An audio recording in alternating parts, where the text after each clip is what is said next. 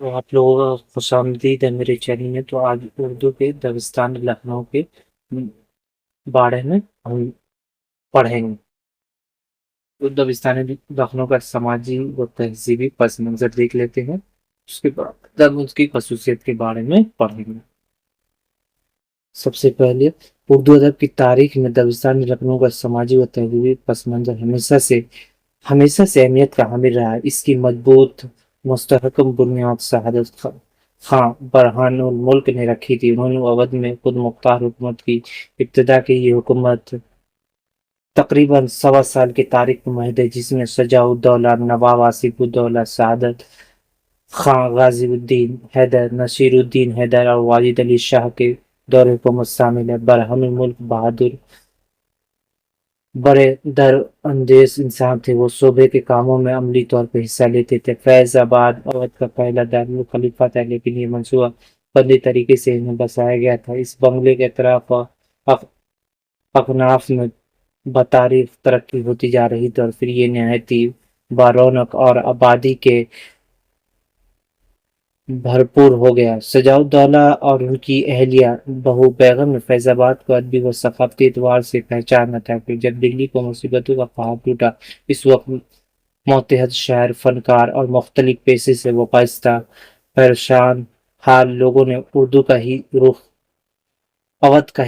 رخ اختیار کیا۔ 22 شاعروں کو شجاع الدولہ نے خود اودھ آنے کی دعوت دی اور آنے والوں کو عزت و توقیر عطا کی۔ شجاع الدولہ کے بعد نواب آصف نے اپنی دانشمندی سے مملکت کو کامیابیوں سے ہمکار کیا۔ آصف الدولہ نے فیض آباد کے بجائے لکھنؤ کو دارالسلطنت بنایا۔ ان کے عہد میں فن و تعمیر کے بہترین نمونے ملتے ہیں۔ انہیں ادب سے بھی دلچسپی تھی، وہ مہمان نواز اور کھلے دل و دماغ کے شخص تھے۔ انہوں نے آنے والے کی پذیرائی کی اور انہیں انعامات و اکرامات سے نوازا۔ آصف الدولہ کے بھائی سعادت علی خاں تھے، انہوں نے تقریباً 100 سال تک تخت و تاج سنبھالا۔ لکھنؤ کی تاریخ میں آصف الدولہ اور سعادت علی خاں کا دور بہترین دور رہا ہے۔ غازی الدین حیدر بھی اودھ کے نواب وزیر رہے، لیکن اس زمانے کے آتے آتے انگریزوں کا تسلط ہو چکا تھا اور ان کی گرفت مضبوط ہو چکی تھی۔ اس دبستان کا آخری بادشاہ نواب واجد علی شاہ تھے۔ انہیں فنون و لطیفہ سے بڑی دلچسپی تھی اور متعدد کتابوں کے مصنف و موضوع تھے۔ انہیں اردو کے ساتھ ساتھ فارسی زبان سے بھی بہت لگاؤ تھا، وہ ان دونوں زبانوں میں لکھا کرتے تھے۔ لکھنؤ کے اس آخری تاجدار واجد علی شاہ کو انگریزوں نے مٹیا برج بھیج دیا۔ اس طرح لکھنؤ کے بادشاہوں کی ثقافت، آپسی محبت، بھائی چارہ، ادب دوستی، شاعروں اور دیگر فنکاروں کی قدردانی و سرپرستی کا چراغ جو برہان الملک کے عہدے سے روشن تھا، وہ واجد علی شاہ کے مظہر کے ساتھ 1856 میں ہمیشہ کے لیے گھل گیا۔ اور دبستان لکھنؤ کی خصوصیات 18ویں صدی، یہ سب کے بعد جو 18ویں صدی میں دبستان لکھنؤ کے ادبی دنیا اور خصوصاً شاعری کے لیے بہت نشو و فروغ کا دور رہا۔ 18ویں صدی میں لکھنؤ میں اردو شاعری کو خوب فروغ حاصل ہوا۔ دوسری طرف دلی میں بھی 18ویں صدی میں متعدد بلند پایہ شاعر و ادیب موجود تھے۔ میر تقی میر، مرزا رفیع السودا، خواجہ میر سردار سود جیسے قداور شاعر اس عہد میں شاعری کے غیث و سوار رہے تھے۔ ان میں سے ہر شاعر ایکتا تھا، لیکن وہاں طرح طرح کی مصیبتیں نازل ہونے لگی۔ وہ دلی جو عالم میں انتخاب تھا، اسے واقعی لوٹ کر ویران کر دیا۔ مورخین اور تجزیہ نگاروں نے ان واقعات کو تفصیل کے ساتھ پیش کیا ہے۔ اس عہد میں وہاں کے شاعر و ادبا کو دلی کے روح فرسا ماحول نے ہجرت کرنے پر مجبور کر دیا تھا۔ ان میں سے بہت سے شعراء نے اودھ جانے کو توجہ دی۔ لکھنؤ میں شاعر و ادب کے لیے ہر طرح سے ماحول ساز تھا۔ وہاں کے شاعر، ادیب و فنکار سبھی کو بادشاہوں کی سرپرستی حاصل تھی۔ شجاع الدولہ، آصف الدولہ، سعادت علی خان، واجد علی شاہ ادب دوست اور ادب نواز تھے۔ وہ نہ صرف شاعری سے شفقت رکھتے تھے، بلکہ ان میں سے بیشتر خود بھی شاعر تھے۔ واجد علی صاحب کو فنون و لطیفہ سے دلچسپی تھی۔ نیز مسعود نے اپنے ناول ताउस चमन के मीनार में आदिल शाह के फनून लतीफ़ा से दिलचस्पी का नक्शा खींचा है और अवध के जवाल आमदा व माशरे का भी तजिया पेश किया है। दिल्ली से जितने शोरा हिजरत करके लखनऊ पहुंचे उन्हें वहां एक अच्छा माहौल मैसर आया और दरबार तक रसाई हो गई।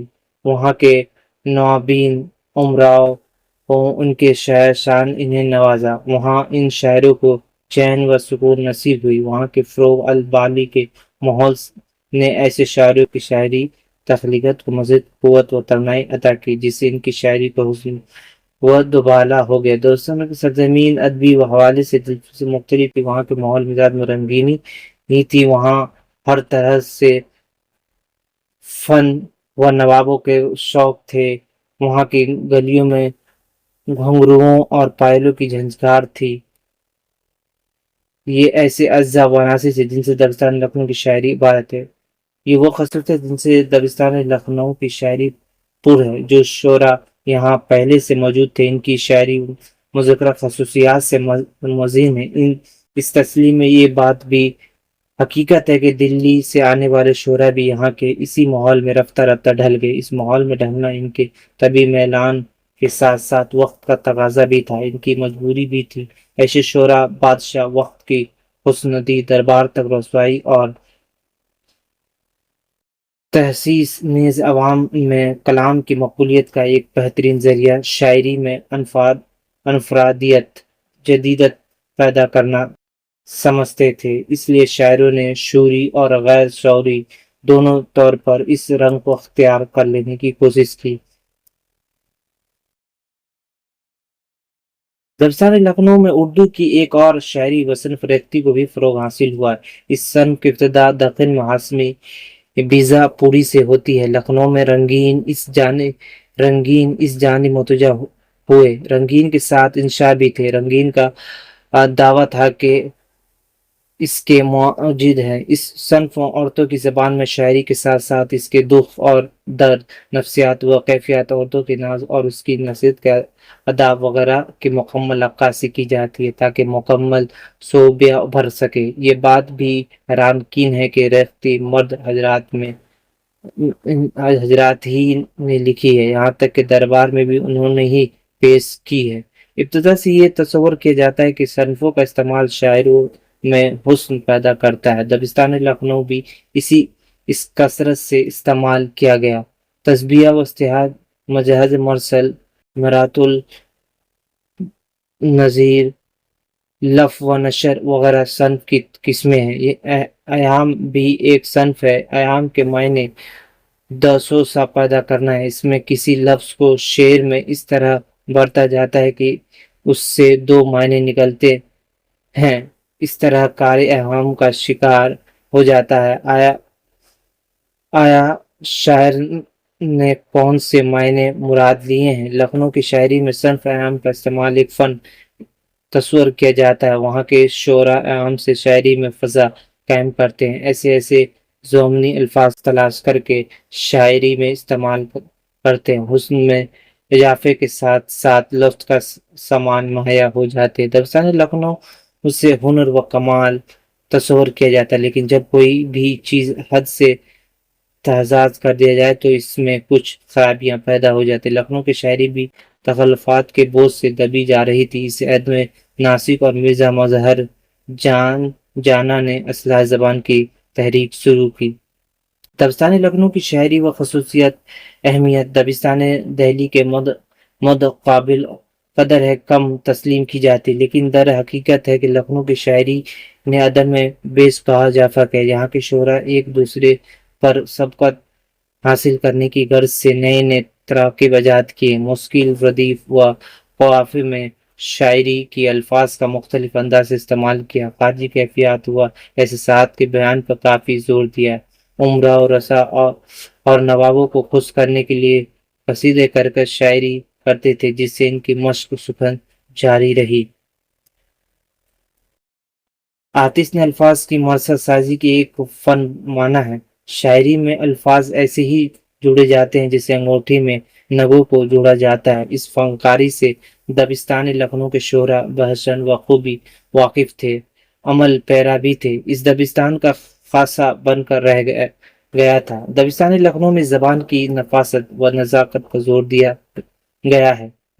اس دبستان کے شعراء کو بادشاہ کی سرپرستی حاصل تھی، معاشرہ خوشحالی تھا، اس لیے وہاں شاعروں کو خوب پھلنے پھولنے اور اپنے کمالات کے ظاہر دکھانے کا موقع ملا۔